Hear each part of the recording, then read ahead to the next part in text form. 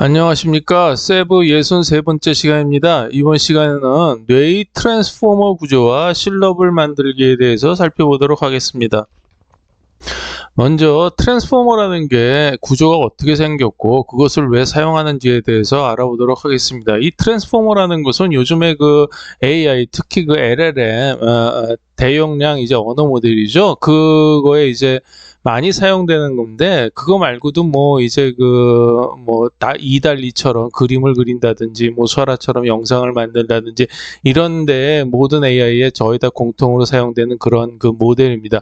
그래서 트랜스포머라는 거는 간단하게 말씀드리면은 여기 그 X라는 신호가 있죠. 그거를 어떤 그 인코딩 과정을 통해서 어떤 그 레이턴트 스페이스로 바꿉니다. 그걸 이제 디퓨전 모델이라고 영상에서는 이제 그러는데, 그리고 나서 여기서 이제 처리를 한 다음에 다시 디코더를 통해서 이 원래 신호에 X의 가장 그 근사한 그러한 걸로 이제 다시 디코딩해서 이제 만들어내는 것이죠. 그런 거를 이제 이 구조를 이제 트랜스포머라고 그럽니다. 그러면 이제 여기서 왜 인코딩을 하고 디코딩을 하느냐, 이런 이제 의문점이 이제 생겨나게 되는데, 그거는 이제 여기서 이제 좀 설명을 드릴 수가 있어요. 예를 들어서 인풋 이미지가 이렇게 RGB로 되어 있는 그 컬러 이미지가 있다고 가정을 해보죠. 그러면은 이게 그 100 by 100 사이즈만 하더라도 픽셀 개수가 10,000개가 됩니다. 10,000개. 그래서 이게 10,000개가 되는데 픽셀 하나당 그 256개의 레벨을 갖죠. 그래서 256개의 레벨을 가지면은 그거를 10,000개를 곱하면은 256만 개가 되죠. 그러니까 이제 그 경우의 가짓수가 256만 개가 되는 거예요. 그래서 여기다가 RGB가 3개니까 또 3을 곱하면은 거의 뭐 이제 1000만 개 가까운 그러한 그 값을 나타낼 수가 있어요. 그럼 이 1000만 개 가까운 값을 가지고 우리가 어떤 거를 뭐 그림을 그리거나 뭔가를 뭐 처리를 하고자 할 때 너무너무 이제 숫자가 늘어나는 거죠. 100 by 100인데도 그런데 이게 예를 들어서 보면 HD 이미지 같은 경우에서 뭐 1920, 1980 같은 경우를 생각을 해보시면 엄청나죠. 그런데 이거가 이제 우리가 사용하고 있는 어떤 그러한 그 이미지나 실장에서 볼 수 있는 어떤 그런 화면들은 이렇게 그 100 by 100 이미지 내에 모든 경우의 가짓수가 다 나오는 건 아닙니다. 예를 들어서 보면은 이런 식으로 얘가 그 쓸 수 있는 대충의 이제 몇 개를 그려놨는데, 이런 거는 이제 집이나 이제 뭐 도로, 뭐 이제 다리, 이런 거는 우리가 흔히 볼 수 있는 거지만, 이런 거는 추상화 같은 경우도 있고, 이거는 뭔지도 모르겠고, 이런 거면 자본 같은 면에 패턴에 뭐 이런 것까지 다 우리가 모든 거를 다 수용을 해서 인식을 해야 된다 그러면은 그 256만 개가 다 필요하겠지만, 그렇지 않고 이런 것들은 대충 다 무시하는 거죠. 그러니까 쉽게 말씀드리면은 이렇게 이 차원인데, 여기서 이제 3차원으로 그렸지만 이거를 이제 그 이미지 100 by 100 이미지로 한다면 이게 256만 차원이 되는 겁니다. 그래서 256만 차원의 어떤 그런 스페이스 내에서 그 모든 그 이미지를 다 우리가 인식하고 처리하는 거가 아니죠. 그러니까 어떤 하나의 특정 영역, 뭐 다리면 다리, 조건 1이 뭐 다리인 경우, 조건 2가 뭐 예를 들면 집이고, 조건 3가 뭐 길이고, 뭐 이런 식으로 이제 우리가 보고 인식하는 거는 어느 정도 이제 어떤 영역에 갇혀 있다 이겁니다. 그러니까 이 나머지 이 빈 공간들은 우리가 이제 알 필요도 없고 별로 처리할 필요도 없어요. 그렇기 때문에 어떤 조건들을 붙여서 그거를 어떤 그 레이턴트 스페이스로 변환을 시키는 거죠. 그러면 경우의 가짓수가 확 줍니다. 그러니까 이제 조건을 붙여서 제한된 차원으로 줄이고, 그러니까 차원을 엄청 줄이고, 그래서 경우의 수를 줄인 다음에 여기서 뭐 다리면 다리의 특징들을 그리고, 뭐 집이면 집의 특징들을 그려서 그거를 다시 이제 디코딩을 해서 다리면 다리, 그 다음에 이제 건물이면 건물, 그 다음에 이제 뭐 그런 것들을 이제 이쪽으로 표시해내는 그런 거를 이제 트랜스포머라고 하죠. 그런 거를 이제 그 트랜스포머의 원리가 이제 되는 겁니다. 그래서 이러한 트랜스포머를 사용하면은 계산량은 엄청나게 줄일 수 있다, 이렇게 말씀드릴 수가 있어요. 그러면 이제 그 뇌에서 우리가 물체를 인식하는 뇌 시각은 어떻게 되어 있느냐? 이것도 이제 크게 보면 커다란 트랜스포머로 되어 있어요. 이거는 전에도 이제 시즌1에서 엄청나게 많이 말씀을 드렸던 건데, 이쪽은 이제 그 M셀이고 이제 흑백 신호하고 움직임을 처리하는 영역이죠. 그 다음에 이쪽은 P셀 계통이고 칼라하고 정지 영상을 처리하는 계통이에요. 그래서 이제 이 M셀은 득측 경로로 가면서 이런 식으로 물체들의 위치나 동작, 그 다음에 흑백 저해상도, 모션 이런 것들을 처리를 하고, 그 다음에 이제 배측 경로로 가는 이제 그 P셀은 뭐 이게 물체가 무엇이냐 이거를 이제 판단을 하고 고해상도로 판단을 합니다. 그래서 이 가장 러프하게 얘기를 했을 때 이 M셀 쪽에서 P셀 쪽으로 야 이게 지금 위치가 어느 위치에 있고 그다음에 모션은 어떤 식으로 되어 있으니까 거기에 그걸 베이스로 해가지고 네가 그 어떤 그 물체가 뭔가신가를 판단을 해라라고 하는 어떤 그런 조건을 주어주죠. 그래서 그러한 조건이 주어지면은 차원이 줍니다. 즉 레이턴트 스페이스로 바뀌는 거죠. 그래서 그 차원을 줄이면서 이 고해상도는 너무너무 가짓수가 많기 때문에 이거를 이쪽에서 줄여주지 않으면은 처리가 힘들어요. 그래서 이거를 조건을 줘서 차원을 줄여주는 식으로 해가지고 그 물체가 뭐고 그 다음에 칼라가 어떻게 되고 어떤 고해상도 처리는 어떻게 하고 이거를 이제 하고 있는 거죠. 이런 식으로 이제 뇌가 구성이 되어 있습니다. 그런데 이제 뇌시각은 그거를 더 잘게 쪼개면은 더 작은 미니 트랜스포머들로 이제 나눌 수가 있어요. 그래서 이거를 우리가 볼 때 우리 눈이 이제 사케드를 하면서 본다 그랬죠. 그러니까 이러한 얼굴 하나를 보더라도 눈동자의 초점이 계속 이런 식으로 변하면서 이제 계속 순간적으로 굉장히 빨리 변하게 됩니다. 이 변하게 되면서 그쪽에 이제 위치에서의 그 해상도를 파악을 하는 거죠. 그러니까 초점이 여기 가 있으면은 그 하이 프로파일이라고 하는 그 고해상도 쪽은 여기에 집중이 되어 있는 거고, 저해상도는 그거를 중심으로 해서 외곽 쪽에 이제 위치하게 되어 있는 거죠. 그러니까 한번 딱 볼 때마다 고해상도와 저해상도를 한꺼번에 처리할 수가 있는데 우리 뇌죠. 그런데 그거를 계속 시간적으로 막 움직이면서 이 고해상도 이 위치를 옮겨가면서 이제 고해상도 저해상도를 동시에 처리하는 것이죠. 그래서 저기 한번 보시면은 여기는 이제 M셀이에요. M셀이고 여기서는 이제 그 해상도가 높아지는 쪽으로 가 있는 건데, 이거가 아까도 말씀드렸듯이 초점의 외곽 부분은 로우 프로파일이라고 보고 해상도가 굉장히 낮습니다. 그리고 세 개로 이제 제가 말씀드렸죠, 프로파일을. 그래서 중간 정도 프로파일을 이제 메인 프로파일이라고 해서 이 정도 되는 거고, 초점이 딱 맞춰져 있는 부분은 이제 하이 프로파일에서 굉장히 고해상도로 이렇게 표시가 되는 거죠. 요거는 초점에서의 아주 가장 작은 부분밖에는 해당되지 않습니다. 그래서 이거를 사케드를 해가면서 보면은 처음에 사케드가 여기를 봤다가 그 다음에 요쪽 여기를 봤다가 그 다음에 여기를 보고 외쪽으로 옮겨갔다가 다시 위쪽으로 옮겨가고 이런 식으로 계속 이제 사케드가 변형이 될 텐데, 이게 RF 상으로 이렇게 색깔별로 한꺼번에 그려놨지만 이게 한꺼번에 처리되는 건 아닙니다. 먼저 작은 RF, 즉 빨간색부터 처리를 하고 거기서 이제 잡은 작은 그 엘리먼트들을 가지고 다시 초록색에서 조합을 하고 다시 그걸 가지고 파란색에서 조합을 하고 그런 식으로 하는 것이죠. 그래서 따지고 보면은 이 RF별로, 즉 색깔 크기 색깔별로 이렇게 조건을 건다고 말씀드릴 수가 있어요. 즉 빨간 RF에서 잡은 어떤 그 디테일들을 대상으로 초록 RF에서 처리를 하는 거고, 다시 또 그거를 베이스로 해서 파란 RF를 처리를 하는 거죠. 그거가 이제 그렇게 처리된 거를 가지고 아까 말씀드렸죠, M셀에서 이제 이쪽에다가 높은 쪽 고해상도 쪽으로 계속 조건을 걸어 준다고. 그래서 조건을 거는 순간 여기서 이제 디멘전이 제한이 돼요. 그래서 디멘전이 제한이 된다는 거는 무슨 얘기냐 하면은, 간단하게 말씀드리면 그래요. 하위 RF에 내가 지금 이렇게 하위 RF에서 정한 범위가 있으니까 여기가 뭔가 있는 것 같으니까 너는 찾을 때 이 범위를 벗어나지 말아라. 이게 바로 조건입니다. 그러니까 얘는 이 범위를 벗어나지 않고 여기 전체를 찾는 거가 아니라 여기서 이제 그 조건을 걸어준 여기서는 이제 파란 RF 정도 되는 크기를 가지고 즉 RF의 크기가 줄죠.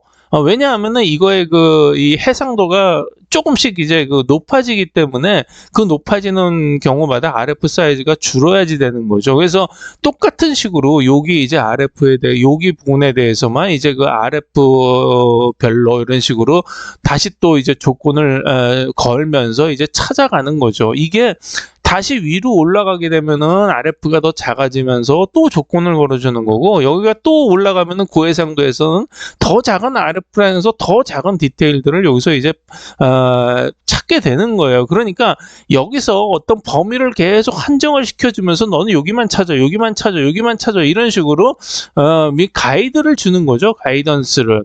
그런 거에 이제 통칭으로 보면은 이거를 이제 미니 트랜스포머라고 전부 얘기할 수가 있어요. 그래서 미니 트랜스포머라는 거는 뭐냐면 RF 크기에 따라서 위쪽으로 조건을 걸어주는 것도 미니 트랜스포머고 그 다음에 이제 옥타브별로 스케일 해상도가 높아질수록 거기에 조건을 걸어주는 것도 미니 트랜스포머죠. 각각의 하나의 단계가 요것도 미니 트랜스포머, 요것도 미니 트랜스포머라고 볼 수가 있어요. 그거를 전에 이제 얼룩말이죠. 이거 굉장히 많이 보여드렸던 건데 시프트에서 나타내는 것처럼 시프트에서는 그냥 특징점만 구했지만 이거를 시프트적으로 설명을 한다 그러면은 이게 이제 계속 위쪽으로 조건을 걸어주고 다시 또 적은 해상도에서부터 고해상도로 조건을 걸어주고 해서 이러한 어떤 얼굴을 탐색하는 그러한 과정이라고 볼 수가 있는 겁니다. 그러면 이제 RF 크기와 이제 옥타브별로 어떤 식으로 조건을 거느냐 하는 것을 좀 상세히 살펴보도록 하죠. 그러니까 사케드든 아까도 말씀드렸지만 이렇게 계속 이제 눈동자의 초점이 바뀌면서 이런 식으로 옮겨간다고 말씀드렸죠. 그래서 이제 그렇지만 이제 한 옥타브 내에서 이게 초점을 옮겨가더라도 하나의 초점이 맺어져 있는 그러한 어떤 한 포인트를 잡으면, 그러니까 어떠한 한 시각을 잡으면 거기서 RF 탐색은 아까 말씀드렸듯이 빨간색부터 순차적으로 이렇게 일어난다 이렇게 말씀드릴 수가 있어요. 그래서 여기서 이제 어떤 사케드가 요 지점을 계속 이제 잡는 거죠. 특징이 있는 시그니처 부분들을 이제 저해상도 M셀서부터 잡기 시작을 하는 거예요. 그래서 그게 이제 위치가 정해지면 여기다가 이제 조건을 걸죠. 저기 이제 제한이에요. 여기를 벗어나지 말아라. 그러면 여기서 이제 그 다음에 이제 옥타브로 넘어갔을 때는 여기서 가장 넓게 잡혀져 있는, 그러니까 요 파란색으로 넓게 잡혀져 있는다는 거는 뭘 나타나냐면 사케적으로 싹 봤더니 빨간색, 초록색, 파란색으로 이렇게 딱 잡아봤더니 요만큼이 하나의 물체로 형성될 수 있을 것 같다. 그죠? 요게 뭉쳐 있잖아요. 요거는 밖에는 이제 별로 이렇게 모양 물체들이 없는 것 같이 보이죠. 허옇게 돼가지고. 그러니까 요 최대한의 어떤 그러한 크기를 요쪽으로 옥타브로 가지고 와서 그거를 최대한으로 놓는 겁니다. 그러니까 최대한으로 놓으면은 이제 똑같은 크기인데 요게 보라색이 되겠죠. 보라색 RF가. 그래서 이 최대한의 보라색 RF를 크기로 최대 크기로 잡고 거기서 점점 더 이제 또 4개의 점점 작아지는 4개의 RF를 잡는 거죠. 그러니까 여기서의 빨간 RF보다 여기서 이제 빨간 RF가 크기가 주는 거죠. 그래서 이런 식으로 이제 탐색이 이제 이루어지는 거죠. 근데 이거하고 이거를 봤을 때 M셀하고 여기서 이제 이거는 이제 픽셀로 옮겨가는 건데 옥타브 사이에서는 이게 동시에 일어납니다. 즉 RF 상에서는 빨간색부터 이제 초록색, 파란색, 보라색으로 옮겨가지만 여기서는 프로파일이기 때문에 아까도 말씀드렸듯이 이거는 외곽 쪽에서 이런 식으로 잡았다 그러면은 초점 부분에서는 이런 식으로 잡히는 거죠. 그러니까 이거 4개가 동시에 잡히는 거예요. 동시에 처리를 하는 거죠. 프로파일이기 때문에. 그렇지만 이쪽 그 초점이 있는 쪽에서는 이렇게 RF가 점점 줄어들어서 작은 RF로 디테일까지 볼 수 있는 거고, 외곽 쪽에서는 이런 식으로 이제 큰 RF로 그냥 어스름한 실루엣만 볼 수 있는 거예요. 그래서 같은 식으로 이제 그 동시에 이루어지는데 이거에 그 어디를 자세히 봐라라고 하는 조건들은 사케드에 의해서 이런 식으로 위치로 정해진다, 이렇게 말씀드릴 수가 있어요. 그래서 RF를 보면은 여기서 이제 여기도 이제 뭐 물체가 있는 거지만 크기별로 보면은 여기서는 이제 빨간색이었다가 같은 크기인데 점점 이제 색깔이 넓어지는, 여기서는 보라색이 되죠. 그래서 보라색이 맥스가 되는 그런 식으로 이제 구성이 되는 겁니다. 그래서 이거는 아까도 말씀드렸듯이 크기가 이제 똑같은 상태로 이제 본 것이고, 이거는 이제 그 시프트 같은 데서는 이거를 크기를 줄였죠. 그러니까 그 블러링을 시킨 다음에 크기를 줄여가지고 봤기 때문에, 크기를 줄여본 상태에서는 이제 그 RF의 사이즈는 옥타브에 상관없이 똑같은 크기로 유지가 되는 건다. 그러니까 이제 크기가 줄면 RF 크기들이 같고, 그 다음에 이미지 사이즈가 똑같으면은 RF의 크기가 이런 식으로 주는 거예요. 그러니까 똑같은 얘기입니다. 이쪽이 이제 스케일이고 이쪽이 이제 그 옥타브죠. 그래서 이 세브에서는 스케일이라는 명칭 대신에 이제 RF로 잡고 있는 거고, 이제 그게 좀 약간 다른 거지요. 그래서 이제 조건 설정 방법을 보겠습니다. 이제 조건은 그러면은 그 MCL에서 사케드를 하면서 도대체 어떤 부분을 이쪽을 봐라라고 조건을 걸어주느냐, 이거를 한번 살펴보면은 답은 그렇습니다. 공간 주파수와 시간 주파수, 이게 모션 벡터죠. 모션 벡터가 발생되면 시간 주파수가 높아지는 거니까 그 공간이나 시간 주파수가 굉장히 높은 거, 비제한 곳을 이제 잡는 거죠. 그 시그니처 부분으로. 그래서 여기서 보시면은 이제 그 넘버 7이라고 되어 있는데, 이건 프레임 번호입니다. 그래서 같은 프레임 내에서 하이패스 필터링을 하죠.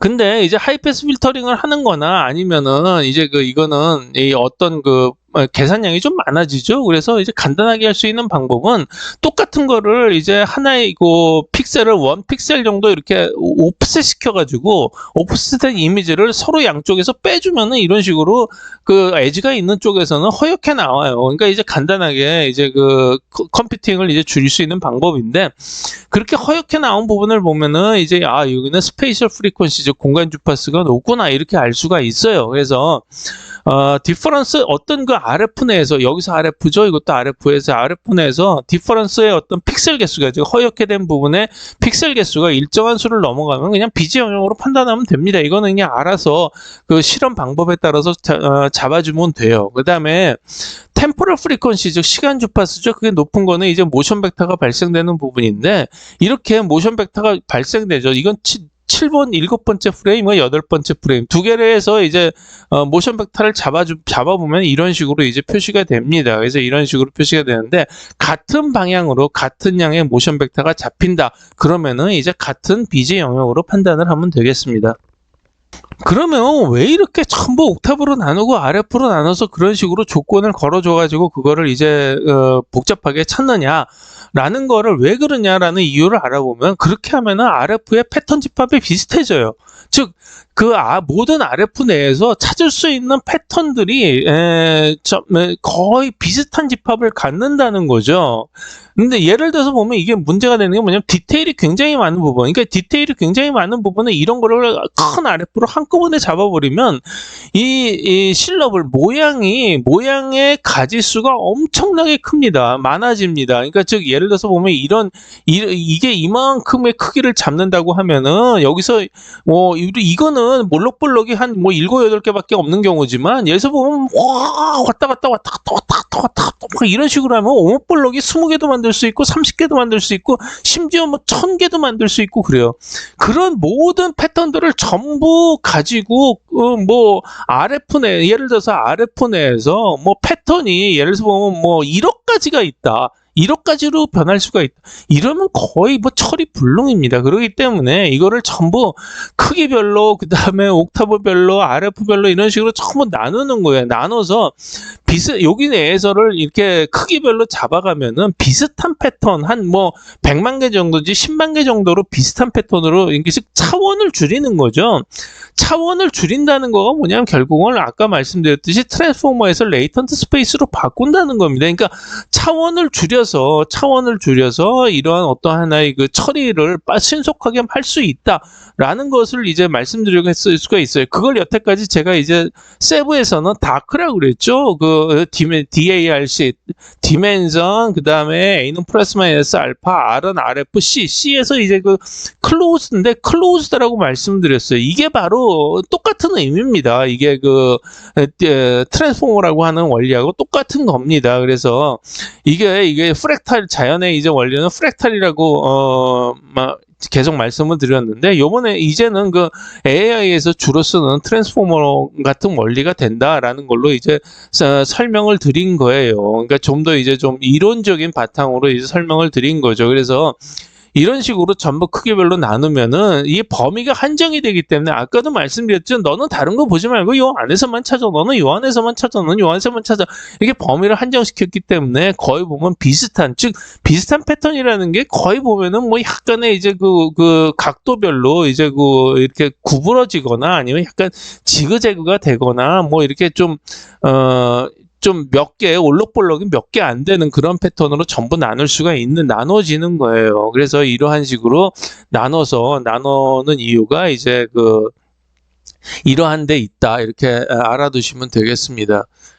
그래서 이제 옥타브하고 RF로 나눠서 패턴을 이제 어떻게 처리하느냐를 한번 보겠습니다. 그러니까 앞쪽에서, 나전 쪽에서, 여기서 이제 이쪽이 이제 M셀에서, 여기를 이제 좀 자세하게 봐라. 여기 위치를 정해주면 그 조건이 이쪽으로 올라가겠죠. 그래서 올라가서 얘가 이제 싹헤드로 계속 이제 그거를 이제 RF들을, 빨주노초 파남보 이 색깔 RF들로 이렇게 쭉 이제 계속 살펴봅니다. 그래서 살펴봐서, 여기는 이제 여기를 보는 게 낫겠다. 그러면 이게 한정이 되는 거죠. 여기를 이 부분을 이제 확대를 한 거예요.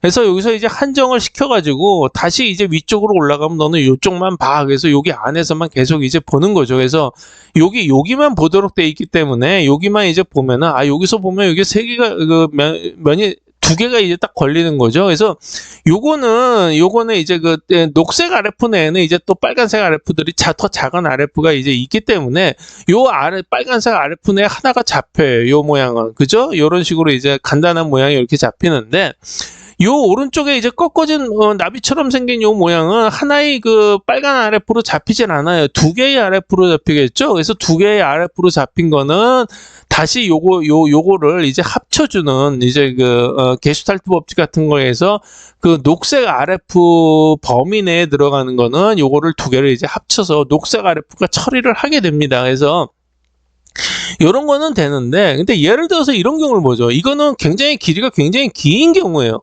긴 경우이기 때문에 녹색 RF에 하나에 들어가진 않아요. 이런 경우 어떻게 처리하느냐? 이건 싹 헤드로 합쳐줘야 됩니다. 그러니까 여기서 본 경우는 요거밖에는 녹색 RF 내가 여기서는 이 해상도에서는 이 녹색 RF가 맥시멈이기 때문에 이 맥시멈으로 잡힌 거를 벗어날 수가 없어요. 아까도 말씀드렸죠. 너는 이 주위의 거는 신경 쓰지 말아라. 요 안에 요 간의 것만 신경 써. 이렇게 되기 때문에 여기 신경 쓰고 여기 신경 쓰고, 그렇기 때문에 요거를 보려고 그러면, 그러니까 고해상도에서 요거를 보려고 그러면 마이크로 사케드로 요거를 이렇게 옮겨 다녀야 돼요. 그러면 마이크로 사케드로 위치를 옮겨 다닐 때마다 여기에 빨주노초 파남보가 계속 위치만 바뀌어서 잡힌다고 그랬죠. 그러니까 요거를 이제 잡은 상태에서는 마이크로 사케드로 잡은 두 개를 변형을 해줘야 되는데, 요거는 이렇게 길고 긴 어떤 그런 것들은 뭐냐 하면은 요게 마이크로 사케드로 처리한다 하더라도 요게 세선화를 거쳐서 요게 하나의 선으로 인식을 합니다. 그래서 이제 세선화를 이제 말씀드린 거죠, 여태까지. 그래서 세선화를 하는 그런 처리 부분은 또 따로 있어서 요 세선화하는 부분이 여기를 이제 잡게 되는 거예요. 그러면은 이거를 다시 이거는 세선화처럼 긴 것도 아니고 면이 있는 그런 그런 어떤 면적이 있는 그런 부분인데 굉장히 큰 거예요. 그러니까 세선화해서 잡히는 것도 아니고 그다음에 이제 마이크로 사케트를 굉장히 여러 개를 해가지고 한꺼번에 합쳐야 되는 어떤 그런 입장인데 그런 경우는 어떻게 하느냐? 이거는 어쩔 수 없어요. 마이크로 사케트로 합치는 수밖에 없어요. 그러니까 타임적으로 합치는 거죠. 아까 여기 보고 여기 보고 여기 보고 여기 보고 다 이런 걸 쭉 봐서 저장해 놨다가 요게 이렇게 맞겠구나라고 해가지고 그 위쪽 레이어에서 이렇게 합치는 거예요. 그런데 이거를 한꺼번에 보고 싶다. 한꺼번에 보고 싶다. 안 되죠. 예서 제가 책 보는 경우도 말씀드렸죠. 책을 볼 때 여기 지금 세선도 아니고 초록 아래 크기를 넘는 이렇게 볼 때 어떻게 봅니까? 여기 초점을 계속 이동시키면서 뭐죠? 세선도 아니고 이런 식으로 여기 아니고 해서 초자에 그 초점이 맞춰져 있을 때 옆에 있는 넘는이 확실하게 보입니까? 안 보이죠? 희미하게 보여요. 그렇기 때문에 그렇게 이 초점이 맞춰져 있는 부분을 마이크로 사케트로 합치기 싫으면은 아래쪽으로 내려와서 좀 더 큰 RF를 잡고 아까 여기서 넘는을 보는 것처럼 해상도를 희생을 하고 한꺼번에 잡는 방법밖에는 없어요. 아셨죠? 그래서 이거를 정리를 해보면은 어떤 조건을 위쪽 레이어로 조건을 가해 주는데 한꺼번에 잡힐 수 있는 거는 잡고 세선화를 할 수 있는 거 세선화해서 디텍션을 하고 세선화가 안 되는 경우는 마이크로 사케트로 합치고 그렇지 않고도 한꺼번에 잡고 싶을 때는 해상도를 희생하는 수밖에 없다. 이런 식으로 전부 병렬 처리를 하면서 어떤 거를 선택을 하는 거는 그 사람 자유죠. 그래서 이러한 레고 블럭을 지금까지 이제 눈하고 뇌에서 일어나는 그러한 원리를 설명을 드렸는데 그러한 거는 이제 레고 블럭을 조립해 나갈 때도 똑같은 원리를 적용할 수가 있어요. 이게 파트별로 될 때는 도대체 뭔지를 모르죠. 이게 거의 실러블들이에요. 그러니까 이거를 갖다가 실러블들을 이런 식으로 처음 만들어 놓으면은 그거를 가지고 필요한 부속들을 가지고 가서 이제 점점 파트들을 맞춰가지고 그러면 여기서 보시면은 알겠지만 이제 저것들이 이 RF들이 점점 커지기 시작을 해요. 여기서는 여기 이제 의자도 보십시오. 이게 얼마나 많은 블럭으로 구성이 되어 있습니까? 의자의 단독적인 블럭은 여기 없어요. 이 레고 블럭에서. 그런데 이게 합쳐지고 나면 하나의 의자 등판이 되면서 그만큼 의자 등판을 한꺼번에 잡아버리죠. 그리고 이렇게 되면 의자를 좌판하고 등판하고 합쳐가지고 한꺼번에 의자로 잡고 이런 식으로 계속 넓어지는 거예요.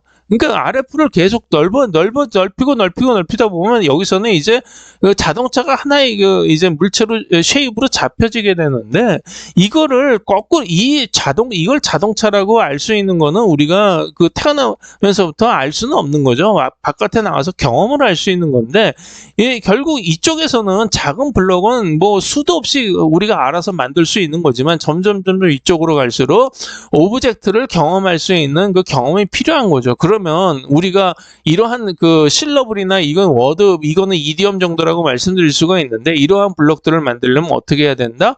레고 블록사에서는 그렇게 하겠죠. 먼저 이거의 그림을 그려요. 이거의 그림을 그린 다음에 이 파트들을 어떻게 잘게 나누어 갈까를 설계를 하겠죠. 여기서도 보면은 바퀴 위에 있는 커버가 이게 몇 개의 블록으로 돼 있잖아요. 요건 요렇게 나누고 요거는 하나의 모듈로 만들어야 되겠다.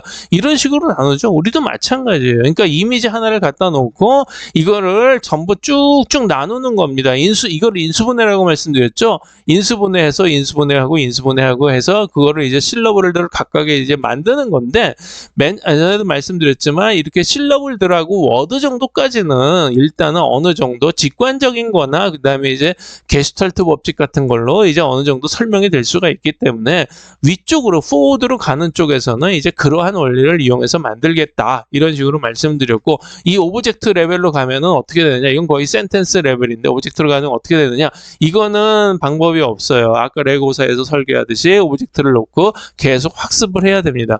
그래서 이제 이번 강의에서는 이제 실러블 가장 밑에 있는 실러블을 어떻게 이제 만들어내느냐 이거를 이제 말씀을 드렸는데 그 실러블이 만들어지면 그 다음에 이제 이런 식으로 워드를 이제 합성을 해나가게 됩니다. 그래서 워드를 만드는 방법은 이제 여러 가지가 있지만 특히 특히 이제 워드 게슈탈트 법칙이 워드가 만들어지는데 많이 적용이 되고 그다음에 이제 다시 칼라가 도입이 됩니다. 그러니까 그 지금까지는 이제 오리엔테이션 즉 에지만 가지고 이제 설명을 드렸는데 이제 칼라가 도입이 되면서 칼라라는 게 결국 보면은 이제 명암도 이제 칼라로 볼 수가 있는 거거든요. 흑백 레벨이죠. 그래서 그러한 것들을 이용해서 점점 워드를 이제 어떤 식으로 합쳐 나가면 될까 하는 거에 대해서 설명을 드리도록 하겠습니다. 경청해 주셔서 감사합니다.